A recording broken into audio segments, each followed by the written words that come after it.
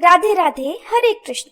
कार्तिक का पवित्र महीना शरद पूर्णिमा के दिन से शुरू हो रहा है और आप सभी जानते हैं कि कार्तिक स्नान का महत्व हमारे शास्त्रों में और हिंदू धर्म की परंपराओं में कितना महत्वपूर्ण बताया गया है। और आज की इस वीडियो में आप विस्तार से जानेंगे कि कार्तिक स्नान कैसे किया जाता है, इसके मुख्य नियम क्या क्या होते हैं, किन किन बातों का ध्यान आपको पूरे कार्तिक मास में रखना है, किन किन बातों को करने से बचना है, क्या क्या चीजें नहीं खानी है। यानी कि कार्तिक स्नान के बारे में संपूर्ण जानकारी इस वीडियो में आपको मिलेगी, तो वीडियो को आप अंत तक जरूर देखिएगा। कार्तिक मास का सबसे पहला और जरूरी नियम है कार्तिक स्नान, जो कि शरद पूर्णिमा से यानी आश्विन महीने की पूर्णिमा तिथि से आरंभ होकर कार्तिक पूर्णिमा तक किया जाता है। और कार्तिक मास का प्रत्येक दिन एक पर्व की तरह मनाया जाता है। कार्तिक मास को दामोदर मास भी कहते हैं और ये मास श्री कृष्ण भगवान को अत्यंत प्रिय है। तो इस मास में 5 जरूरी नियम है, जिसमें से पहला नियम होता है कार्तिक स्नान, दूसरा तुलसी जी की पूजा करना, तुलसी जी की सेवा करना, तीसरा नियम है दीपदान करना, चौथा नियम है दान करना, पांचवा नियम है भूमि पर सोना। और इन 5 नियमों के अलावा भी 2 और अनिवार्य नियम हैं जिनका पालन आप कर सकते हैं, जिसमें से छठा नियम है कार्तिक के पूरे महीने में अपने शरीर पर तेल न लगाना। जो भी श्रद्धालु कार्तिक मास का पालन करते हैं उन्हें नरक चतुर्दशी को छोड़कर पूरे कार्तिक मास में शरीर पर किसी भी प्रकार का तेल नहीं लगाना चाहिए। और 7वां नियम है द्विदलन का सेवन कार्तिक मास में निषिद्ध बताया गया है, यानी 2 टुकड़ों में जो बटने वाली दाल होती है, जैसे चना, उड़द, मटर, मसूर आदि का सेवन कार्तिक मास में नहीं किया जाता है। इनके अलावा भी जो भी दालें होती हैं उसका भी सेवन वर्जित माना जाता है। इन 7 नियमों का पालन आप कार्तिक मास के दौरान कर सकते हैं। इसके अलावा आपकी जो कोई बहुत ही खाने में प्रिय वस्तु है, या जैसे बहुत लोग मीठा बहुत पसंद करते हैं या नमक की कोई चीज बहुत पसंद करते हैं, उनमें से कोई एक प्रिय वस्तु आप कार्तिक मास के दौरान केवल 1 महीने के लिए छोड़ सकते हैं, उसका भी त्याग करने का संकल्प ले सकते हैं। अब जानते हैं कि कार्तिक मास में कार्तिक स्नान कब और कैसे करना चाहिए। तो सबसे पहली बात तो कार्तिक स्नान सुबह ब्रह्म मुहूर्त में किया जाता है। ब्रह्म मुहूर्त में करना संभव ना हो तो सूर्योदय से पहले पहले उठकर हर हाल में आपको हो सके तो आसपास किसी पवित्र नदी में डुबकी लगाकर स्नान करना चाहिए। ऐसा ना कर पाए तो घर पर ही नहाने के पानी में गंगा जल मिलाकर स्नान करें और उससे पहले तुलसी जी की जड़ की थोड़ी सी मिट्टी लेकर अपने माथे और अपने शरीर पर स्पर्श कराने के बाद आप स्नान करें। स्नान करते समय सभी पवित्र नदियों का ध्यान करें। वैसे तो कार्तिक स्नान साधारण लोगों को ताजे जल से करना चाहिए, ठंडे जल से स्नान करना श्रेष्ठ माना गया है। लेकिन जिन लोगों का स्वास्थ्य ठीक नहीं हो लेकिन कार्तिक मास का पालन आप करना चाहते हो, तो आप सुबह गुनगुने पानी से, गर्म पानी से भी स्नान कर सकते हैं। कार्तिक मास के दूसरे नियम तुलसी पूजन के अनुसार शरद पूर्णिमा से एक दिन पहले आपको तुलसी माता की साज सजावट कर लेनी चाहिए। तुलसी के पौधे में साफ सफाई करने के साथ ही बहुत से भक्त पूरे कार्तिक मास में पटवारी भी बनाते हैं, पटवारी पूजन करते हैं।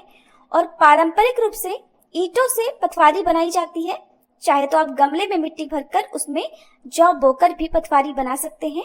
और पटवारी माता के प्रतीक में एक पत्थर का टुकड़ा उस गमले में रखा जाता है। फिर तुलसी माता के समीप ही पटवारी रखकर पूजा की जाती है, ताकि तुलसी जी और पटवारी दोनों की पूजा एक साथ संपन्न हो जाए।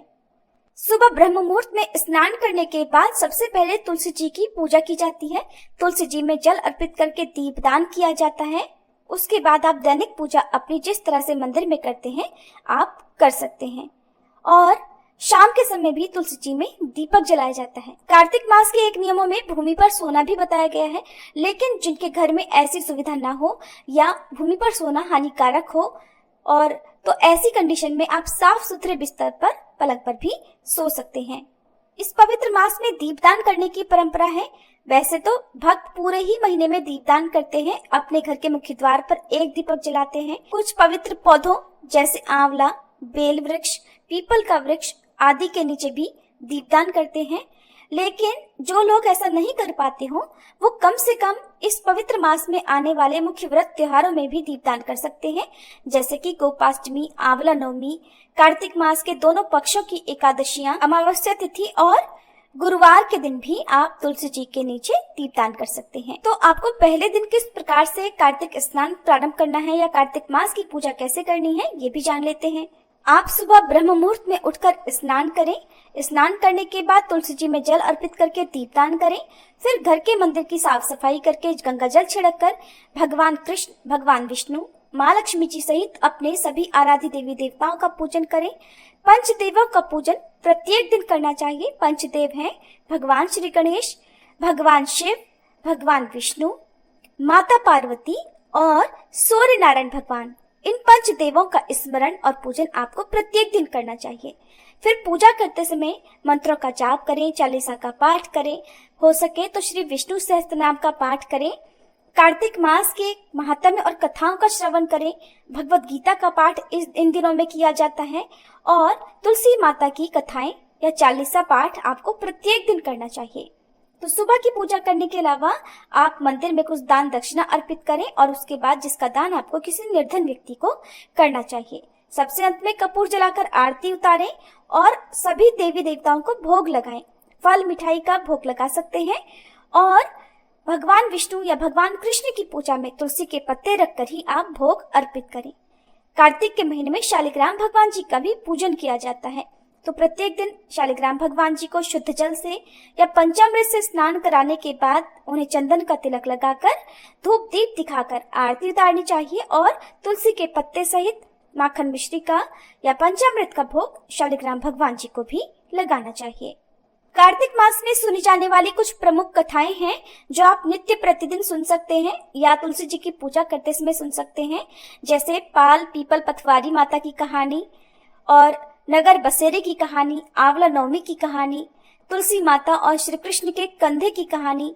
इसके अलावा भी बहुत सारी कहानियां हैं जिनका श्रवण आपको करना चाहिए और ये सारी कहानियां और कार्तिक मास के महात्म्य की कथाएं आपको हमारे चैनल पर भी सुनने को मिलेंगी, जिसके लिए अगर आपने हमारे चैनल को सब्सक्राइब नहीं किया हो तो जरूर कर लीजिएगा। इस तरह से पूजा करने के बाद आप शाम के समय भी तुलसी माता की पूजा करें और दीपक में आप घी या तिल के तेल का प्रयोग कर सकते हैं।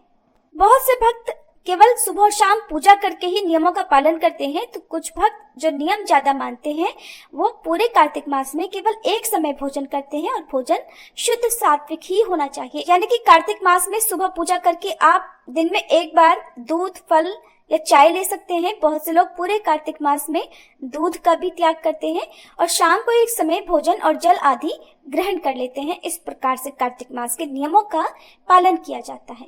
हर दिन आपको फिर इसी विधि विधान से पूजा करनी होती है। ये थी आज की वीडियो। आपको जानकारी कैसी लगी कमेंट बॉक्स में जरूर बताइएगा।